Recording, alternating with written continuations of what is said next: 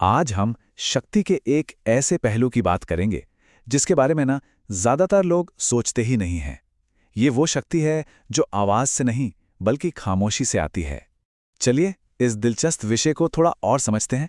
अच्छा, कभी सोचा है कि ऐसा क्यों होता है कि जो लोग सबसे ज्यादा चिल्लाते हैं, सबसे ज्यादा बोलते हैं, उनकी बातों में दम अक्सर सबसे कम होता है? साइकोलॉजी के पास इसका एक बहुत ही दिलचस्प जवाब है। असली पावर आवाज में नहीं, कंट्रोल में होती है। और जानते हैं कंट्रोल का सबसे अंडररेटेड हथियार क्या है? वो है खामोशी। नहीं नहीं, ये सिर्फ चुप रहना नहीं है। ये एक सोची समझी स्ट्रैटेजी है जो सामने वाले की सोच को बदल सकती है और पावर का पलड़ा आपकी तरफ झुका सकती है। चलिए इस बात को एक कहानी से समझते हैं। दो साथियों की कहानी, एक जो बहुत ज्यादा बोलता है और दूसरा जो बहुत कम। तो एक तरफ है अमन, हर मीटिंग में बोलना है, सब कुछ एक्सप्लेन करना है, खुद को सही साबित करना है, पूरी कोशिश रहती है इनकी। और दूसरी तरफ है राघव, ये ज्यादा सुनते हैं और बोलते बहुत कम हैं, सिर्फ तब जब सच में जरूरी हो। तो अब सवाल ये उठता है कि आखिर में किसकी बात का वजन ज्यादा होगा? किसका कहा फाइनल डिसीजन पर असर डालेगा? अमन का, जो हर छोटी बड़ी बात को समझाने में लगे रहते हैं, या फिर राघव का, जो बहुत नपातुला बोलते हैं? आपको शायद हैरानी होगी, पर फैसला होता है राघव के शब्दों पर। अमन बेचारे सोचते रह जाते हैं, यार मैं तो सब कुछ बताता हूं, फिर भी मेरी बात क्यों नहीं सुनता कोई? और बस यहीं से शुरू होता है साइलेंस की साइकोलॉजी का असली खेल।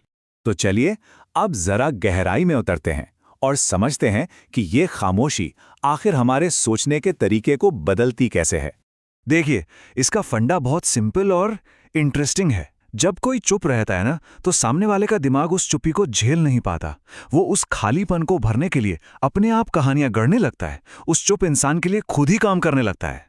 तो ये खामोशी हमारे दिमाग पर तीन तरीकों से असर डालती है। पहला, ये हमें अजम्पशंस बनाने पर मजबूर करती है। जब जानकारी नहीं मिलती तो हमारा दिमाग खाली जगह को भरने के लिए खुद ही कुछ मान लेता है। दूसरा, ये एक अनसर्टेनिटी बनाती है, मतलब हमें लगता है कि सिचुएशन हमारे कंट्रोल में नहीं है। और तीसरा, ये अथॉरिटी का एक इल्यूजन बनाती है। इंसान का दिमाग है वो रहस्य को ही ताकत समझता है। मतलब ये कहावत तो सुनी ही होगी, जो कम बोलता है उसके शब्द ज्यादा भारी लगते हैं। बस यही बात है, जब शब्द कम होते हैं तो उनकी कीमत बढ़ जाती है।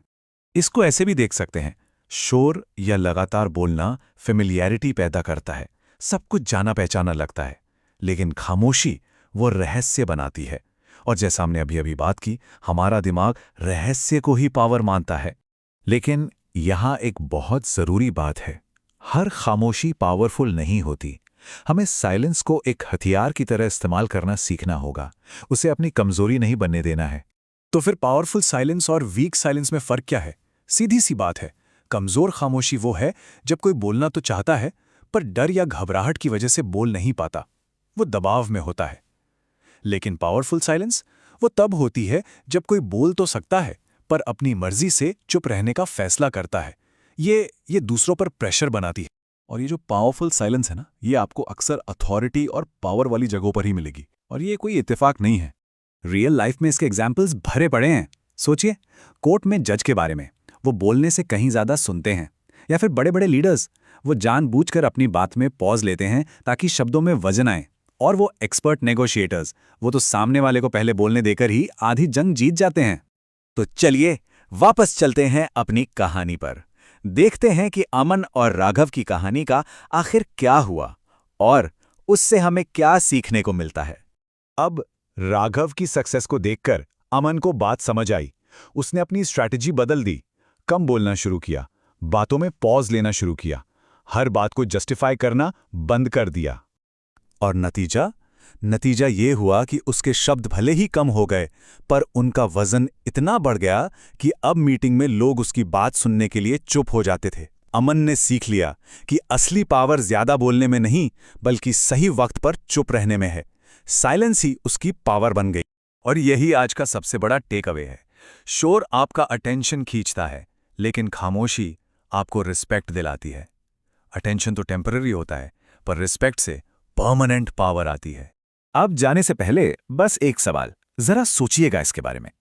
अपनी जिंदगी की ऐसी कौन सी कॉन्वर्सेशन है जो पूरी तरह से बदल सकती है अगर बस ज्यादा सुनने का फैसला किया जाए?